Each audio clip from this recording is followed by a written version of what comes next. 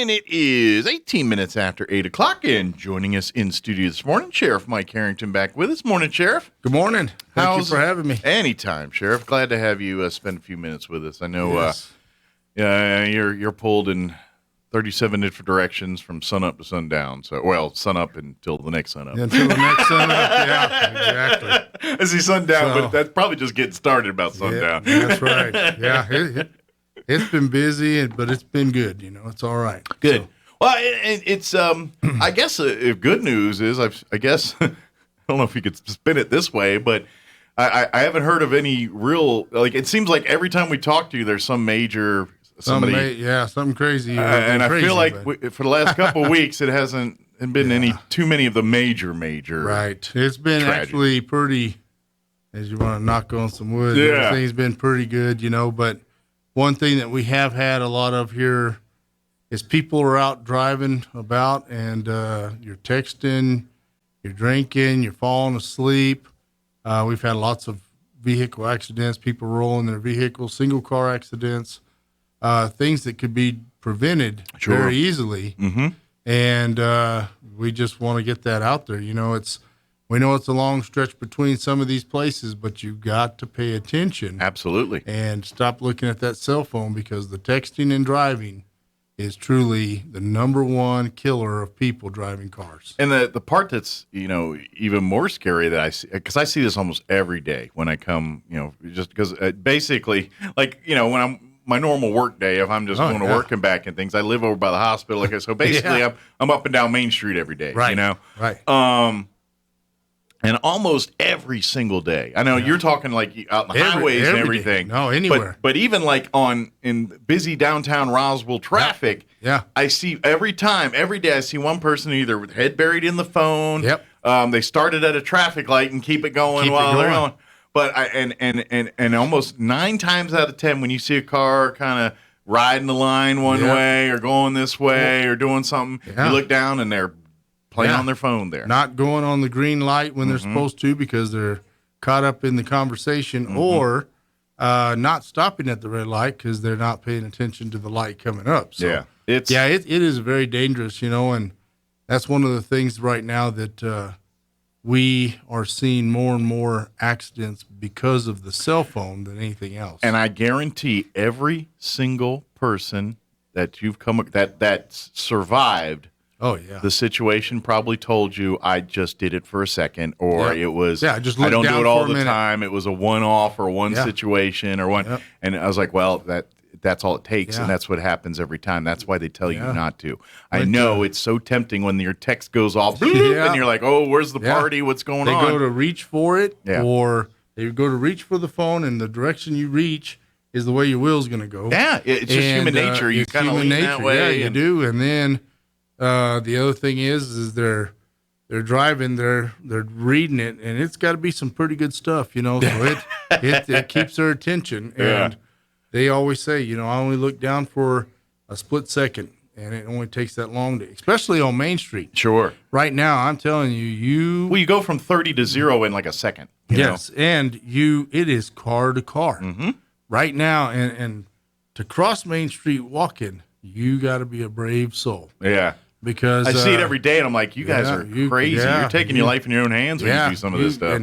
And crossing at the intersection, you would think is the best way, but it's not all the time, because people just don't pay attention and don't run you over. So it's crazy. It's this actually happened to me the other day. This was and this was basically a dumb kid. He was probably in his young 20s, maybe late teens. I don't know. But I was actually it was after work. It was a night. I was after meetings and stuff. So it was like 7:00 at night. I swung into a fast food joint up here to get some lunch, some dinner, and I was pulled out of the drive-through, and I was getting to turn onto the main highway. And so I'm looking up, looking towards the south end to see if traffic is coming, not looking the north end because there's not, it's too. Right. So traffic clear. I go to pull out, and by golly, there's a kid on a skateboard in the middle of Main Street, and I had to swerve to not hit him because I wasn't looking that direction. I started going and looking into the right, and sure enough, there's a kid on a skateboard here. Well, I probably would have been charged had I hit the kid because I'm the vehicle and he's the pedestrian. Yeah. But at the same time, how is that my fault when you you decided to ride in the middle of the street going the wrong way on a skateboard? Now I feel bad because I hurt or killed you because you made a dumb decision.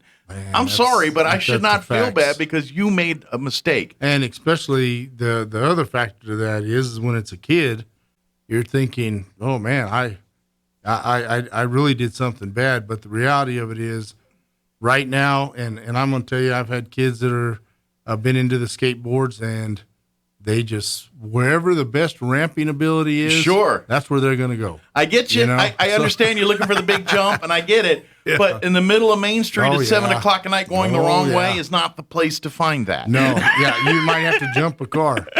Yeah, so he wasn't going to make it. No, I can tell you right now. Well, if I hadn't swerved, he would have been a hood ornament. I'm telling you. Well, and that's one of the things. The bicycles, the motorcycles, the little bitty look like mini bikes, and all these other things that are on the roads right now. You've got to obey the law, and as long now as long as they're licensed, or registered, they can ride them up on the roadways now, and that's dangerous. It's just like the side by sides. They are convenient. They're easy to get from point A to point B. I understand, but if a car hits you, it is going to be bad. Well, it is going to be bad. And I think. And please add or correct me if I'm saying anything out of place here, but I feel like when it's great. We do have the legal right to drive these vehicles on city and county roads now. That's a great thing to happen. Your bicycles and things, people ride those. Here's the thing with those: they're great. If you want to use them and you ride them on our roads, awesome. But if you're going to choose to be on the public roads with those things, you must treat them like a car or a truck or an SUV. You have to ride the same patterns, even if you're on a bicycle. Exactly. I don't know how many times I see people on bikes. They're running through red lights. They're going up the sidewalk the wrong way. Against traffic. Look, you have the right to be on the road too, but you know what? You have to obey the same rules everybody else does. That is correct. Because if we the driver see you on the bike and you're going the wrong way and cause an accident because of that, we get blamed because we're in a car and you're in a bike. Yep. But at the end of the day, all this happened because you chose not to follow traffic patterns. You chose to cut through sidewalks or red lights and things and making other people avoid you. Yep. And I have a problem with that. I feel bad. And yes, drivers should be very attentive. I agree. But when people do stuff that's so dumb, I'm sorry, that should not ruin other people's lives because you chose to make a mistake. That's correct. And it's also going to ruin theirs because when you get hit by a car on one of those things that you've mentioned, you're not going to win. Yeah, you're not. And you're going to be seriously injured or killed. And so it's something that is very serious, and we're seeing that, like I said, the texting and driving, the bicycles, and things going against traffic and different things. But we're going to start working on that. And like I said, Main Street is a busy place, and if you can take the side roads or something else, you're on any of those vehicles, please do that. If you got an important phone call or something like that, pull over to the side of the road. Don't text while you're driving. One thing that I was going to tell you is, we got the fair coming up. Yes, we're about a week or two away from that. So the sheriff's office will be out there working as well as helping get traffic into the fairgrounds. Yeah, it's free parking. So remember that, parents. So you can actually pull into the parking lot. Because I know back in the day when they charged parking, parents a lot of times would drop them off on the highway there. On Main Street, and walk them in, and that could create a little bit of extra chaos at the front gate there. So hopefully that will be eliminated now. And people don't realize how wide Main Street or Southeast Main actually is. You drop kids off on the west side of Maine because they don't want to go through the little roadblock. The gauntlet of cones and barrels, they drop them off over there, and for those kids to make it across that 4-lane highway is dangerous. Sure, you're putting them at risk. You're putting them at risk. So, yes, pull in. We ask that you follow the instructions on where we're going to park you, where we're going to make it. We're going to try to make it to where people aren't parking 3 cars deep. Gotcha. And the reason is people are getting blocked in. Sure. They want to get as close to the front as they can, so they just park behind the next car, 3 cars. Sure. Everybody wants the good spot. Everybody wants the good spot. Yeah. And it kills me. It's just like going to Walmart. Everyone will drive around for 3 hours to get the parking spot by the door and then go in and walk 2 miles. You're like, what are you doing?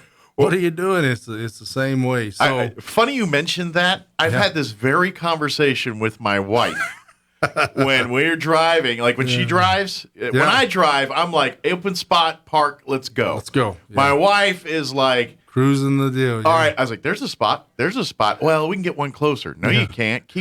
And we keep going. No, it's not a spot. There's a little car there. Yeah, and then we end up doing like 6 laps. Like I could have been in Walmart, gotten everything, and left. Yeah. And you're still circling because you don't want to walk an extra 20 feet. Man, and I'm like, So I feel like you've been in my car with me when I had this conversation. Yeah, that's exactly right. And we see that people will just keep driving and driving, or if they see someone walk out, and and it's crazy because not everybody who comes back out to the car is leaving. Right. They're just tired of being in there while the other person is still Some shopping. of them are husbands waiting for lost wives in the stores. Exactly. So they come back out and sit in the car. You'll see a car that will just sit there and just wait for that one car to back out and get frustrated when they don't, and I'm like, man, just go. Yeah. But it's just crazy like that, Great stress where, to be honest, if you just take the extra thing, walk a couple feet. Yeah, walk a couple feet. And be honest, your car's probably in better shape, safer, because the farther out you are, the less errant baskets and things that happen, And like I said, you're going to walk 2 miles while you're in there anyway. Yeah. So it's not going to hurt you to walk that little bit extra. Sure. But it's good exercise. It is good exercise. Yeah. And you get to see everybody else keep driving by you while you're looking for the other one. So, it's like that guy. And while you're leaving with your stuff, that guy's still driving around in circles looking for a spot while you're going loading up your car. So we're going to be out there. So we'll be out the fair and if I remember right, this year, just for like the fair will start that Monday, but the carnival will start the Friday before this year. So if you want to come early the weekend before the fair actually and ride the carnival rides. Obviously, I imagine the sheriff's deputies will be out and about, helping people and lost kids and all the things that happen at the fair and all. So we're gonna be out there.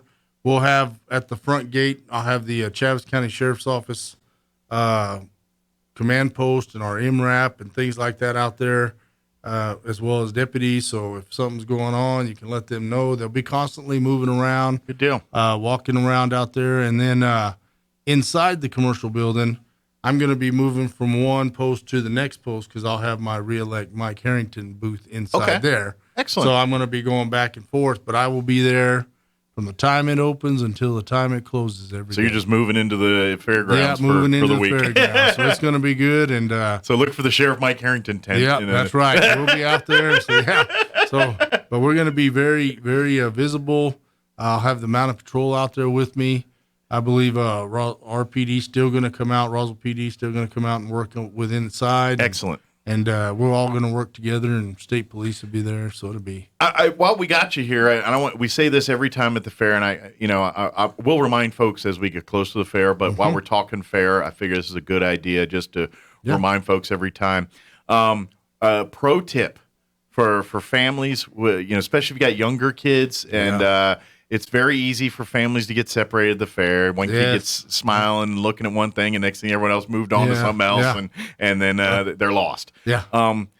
It happens all the time at the fair. And they have amazing protocols. You and the RPD and the fair board and everybody works hand in hand with a procedure for this. However, to simplify and make this the process as easy as possible for everyone involved, because it's all hands on deck when there's a lost kid and everyone's looking. Absolutely. Before you come to the fair or while you're at the fair, take a picture of your kids with your phone in a current state with the outfit they're wearing on, the things that they look like at the fair. So put it on your cell phone. If the kids get separated, you just say, "Here's the kid. He's wearing this outfit. He's right here," and it makes so much an easier effort to try to find that kid because you're seeing this person in real time in the outfit, and people are going to be on the lookout for that. And one of the things that we used to do whenever I would take my kids like to Cliffs and Albuquerque or some places like that, we go and we buy shirts, kind of like the one in your little poster right there, where they're really bright, something that sticks out, fluorescent looking colors. That way you can see them from anywhere, and because the word mom and dad means everybody there. Yeah, there's about 20 heads turning around when you hear that.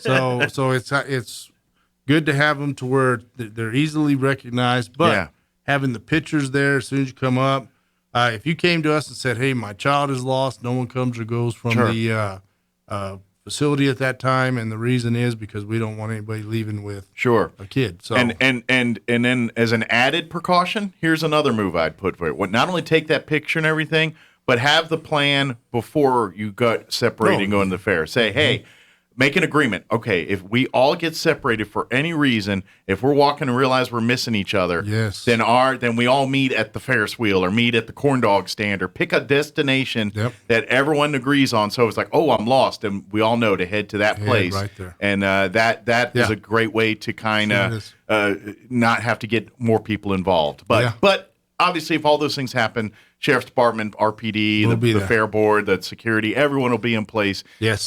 Combing the fairgrounds to find your kid. But to save yourself a little bit of headache and hassle, take a picture of the kids in that day at the thing, and then come up with a plan. Say, if we get lost or separated for any reason, meet me at the most visible thing that you guys can find at the fairgrounds. Yeah, exactly. And we tell them, look for the Ferris wheel or the commercial building. You can always go to the front gate where we're at, but most of them get lost where they're at. But you always can see the Ferris wheel, and you can see, where the commercial. Sure, those are big, tall landmarks that you can start gravitating buildings, towards. Yeah.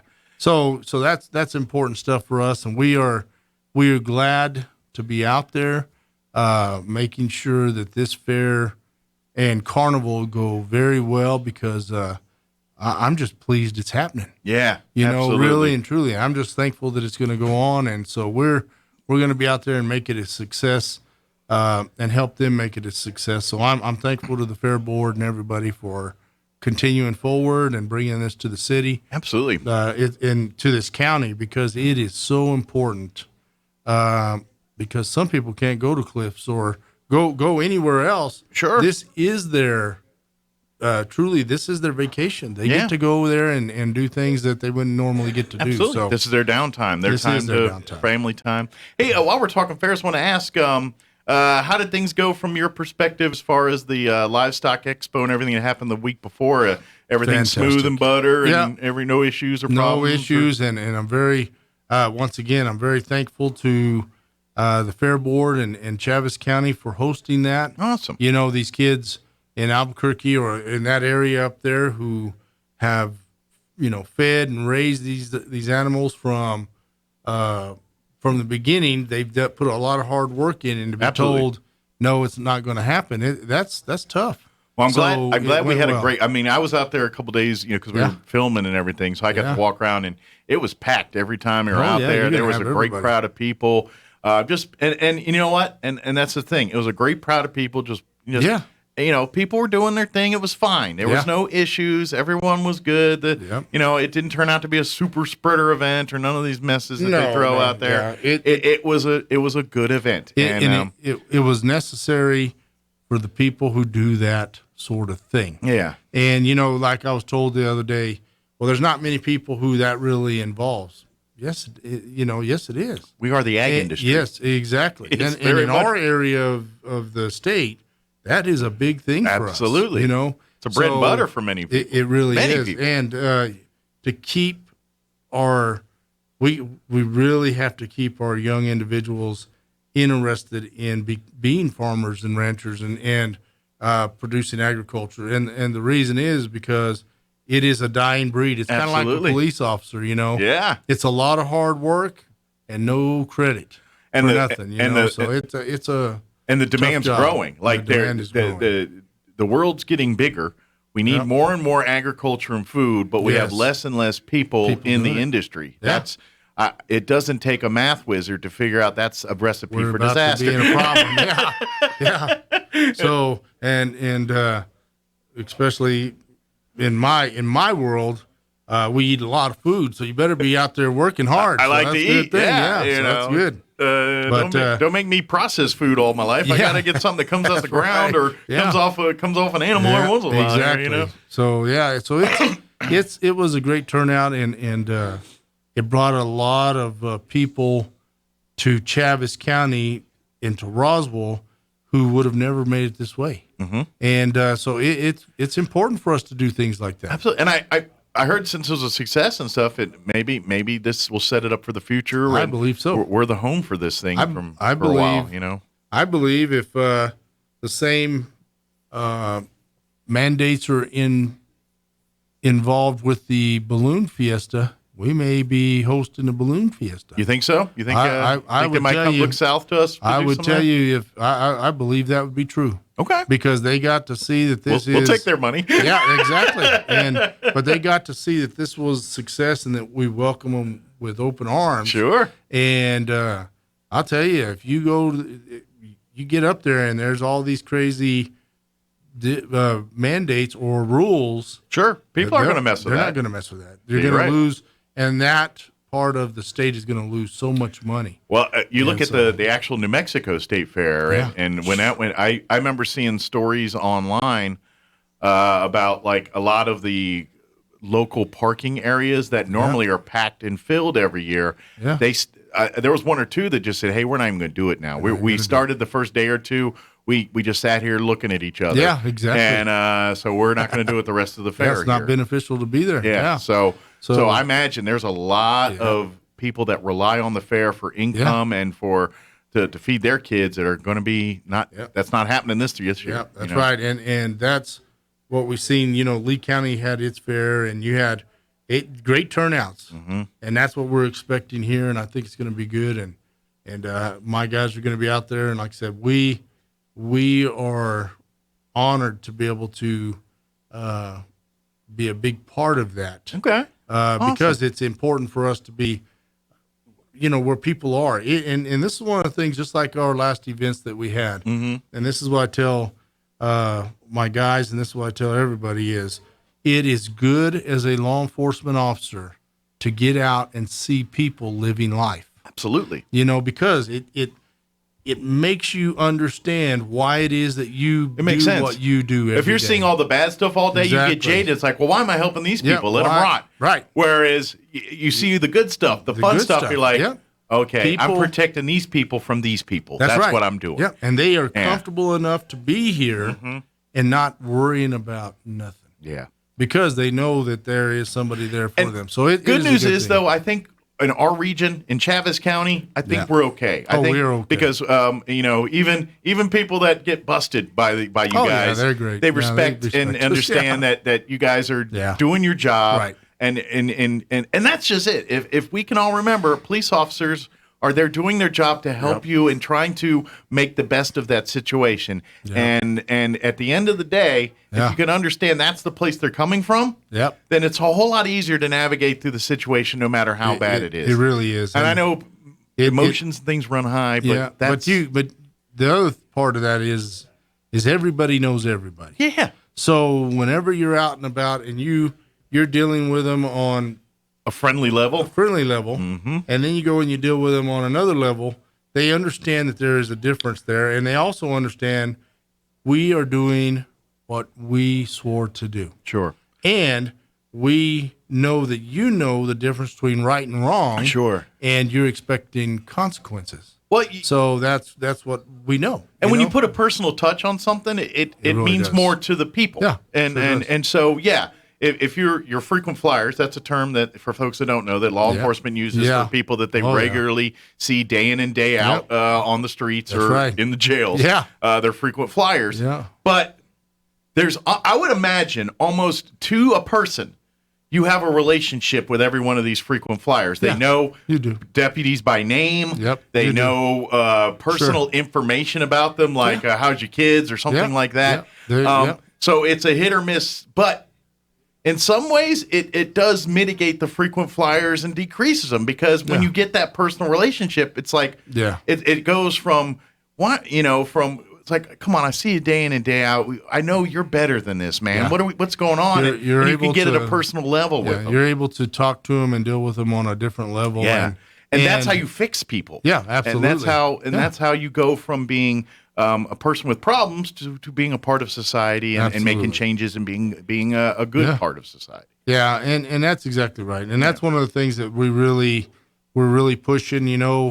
Mental health is a big thing. And so when you get out there and you're dealing with individuals who have mental health issues, first thing is, hey, you on your medication? You got your stuff? And now we know the family members to call, so we're on that deal, and so we can get them help in a different manner than having to put everybody in jail. Well, that's where local law enforcement's amazing. Yeah. Because especially in a community like ours, it's because of that thing just there. Yeah. Well, I know so-and-so's sister or cousin or so-and-so, and I'll talk to them. Yeah. And it's enforcing the law just like you would. Yeah. Oh, yeah. But you're able to put some heart behind it. Yeah. And say, Absolutely. you know what? What's beneficial for this person? Is it throwing them in jail, or is it getting their family on them to change their ways? And that's exactly right. And that's what sheriff's deputies get to make those decisions every day. And that's exactly what I tell the guys. Not everybody needs to go to jail. Yeah. The guys who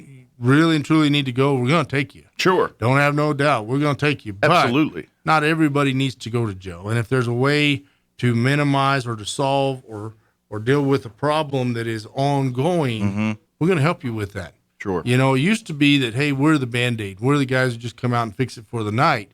Well, now, without there being a whole lot of social workers that actually come out and about, we are the ones that they call. And the thing that... It's almost like the Judge Dredd movies and the comic books where you're the judge, jury. I mean, it's not quite that extreme, but at the same time, you're certainly the social worker, the doctor, the paramedic, if need be, in a quick incident, and of course, the police officer as well. and exactly. And the thing about it is that, their problem may seem very little to you, but to them, it's the biggest thing in the world. Absolutely. Because that's the reason they called you. That's why they're in the state that they are in, yeah. So when you get there, one of the things I tell my guys is you treat it as though it is the biggest thing in the world.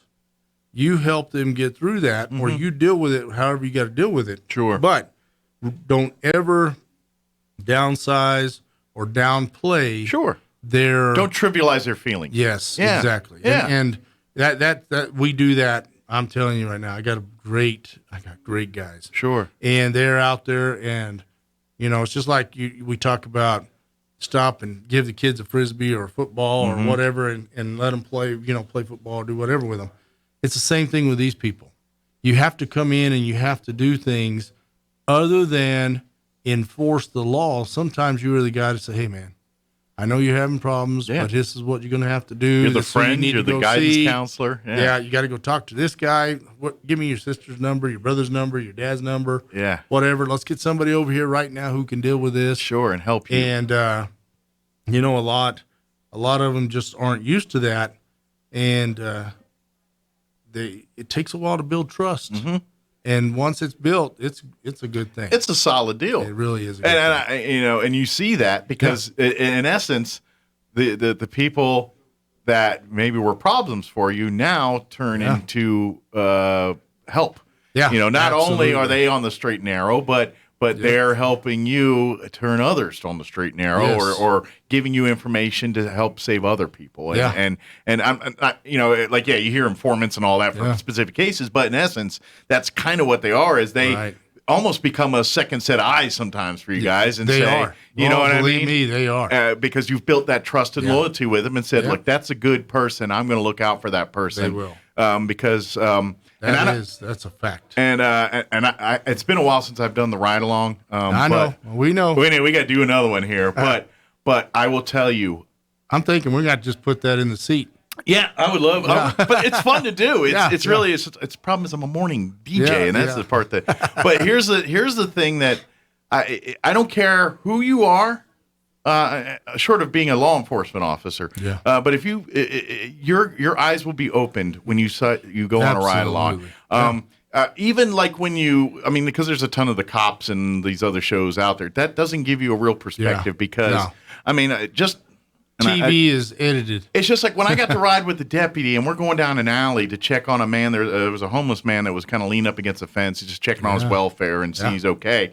And we're going down the alley. It's on the south end of town. It's a bad neighborhood.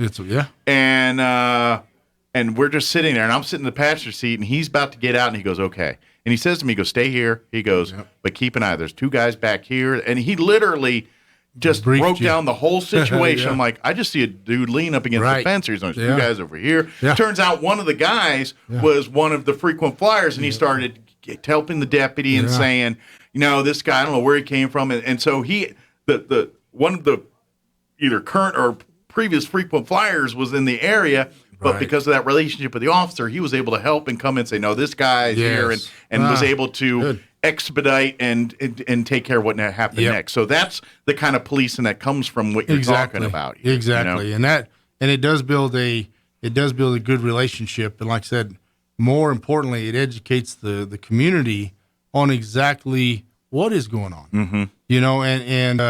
What was crazy to me is whenever I would have somebody in the passenger seat and we're driving down the road and I'd see somebody, let's say just in a yard or mowing the deal or even waving. And I'm like, hey, did you see that guy over there? And they're like, what guy? Yeah. Because they're not looking around. They're not trained to look for that stuff. Yeah, they're not seeing it. You guys are trained to be on the constant, anything that looks anything and everything. Different. As you pass a house, you always look at doors and windows. That's the first thing you see. Why? Because if there's anybody going in or something looks odd, then that's what you go to. And they're probably looking for you or looking to see what's going on. If you're coming lights and sirens or whatever, sure. So as you're moving, but as I'm just driving through a neighborhood, I always look at the houses, and you're always looking at doors and windows, but you're constantly going, and so people think, oh, the deputies are just driving around or law enforcement's just driving around.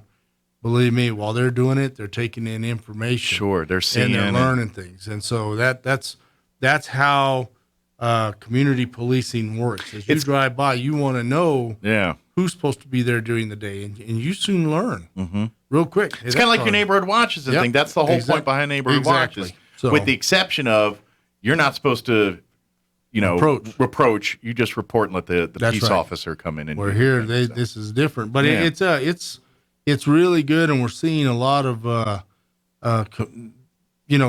one thing I will tell you, since the day I took office, and I have shown this community that we are there for you during the good and the bad, the ugly, we're there for you. And the people, this community has come together in a sense that really supports the law enforcement. But not only that, gives information on things that we wouldn't have known. That's good. We wouldn't have been able to solve without their help. So it's such a good thing. Yeah, you guys can't do your job. Law enforcement cannot do their job. I don't care what department it is. Well, I don't care how large it is. How good you are. Yeah, I don't care if you've got the most advanced equipment in the land with the best trained officers in the land. That's right. With everything, even future. I mean, I don't care if they look like RoboCop out there. Without the support of the public, they're not going to get the job done. That's right. Without somebody coming forward saying, "Hey, let me tell you something." Yeah. It is a good thing. But we are constantly busy. We're out there. We invite people to come and do ride-alongs. We ask that when you come in, you fill out a form, basically saying you're not going to sue us if you get hurt. Sure. While you're out there, because people may try to hurt you. It is there is a risk with being a peace officer and also riding along with one. We're riding along. So, but we do invite everybody for that, and so it is a good thing. And right now, tell everybody follow the Chaves County Sheriff's Office Facebook page. Good resource. Be on that. Yes, look at things. We're putting out lots of good information. As you see on TV, we just had a shooting yesterday in, I think I missed this one. Yeah, it was at a grocery store, and the guy went in there, and this was in another state, but I'm trying to think of where it was. But so this was a mass shooting again. Another. I caught a headline. I didn't catch the details. Yeah. It's things that are still happening everywhere around us. Yeah, that's to me. That's all mental health. Guy just got fired. Ended up coming back in a couple minutes later, ends up shooting a lot of people in there. But what I'm getting at is always keep your head on a swivel. Be very aware. Be very alert. I emphasize to people, those who haven't got it yet and are eligible to get it, is get your concealed carry. Carry your gun with you. Know that is to protect you and another. Not to mention the training that goes with it, because there's nothing better than armed people than well-trained armed That's people. right. That's exactly right.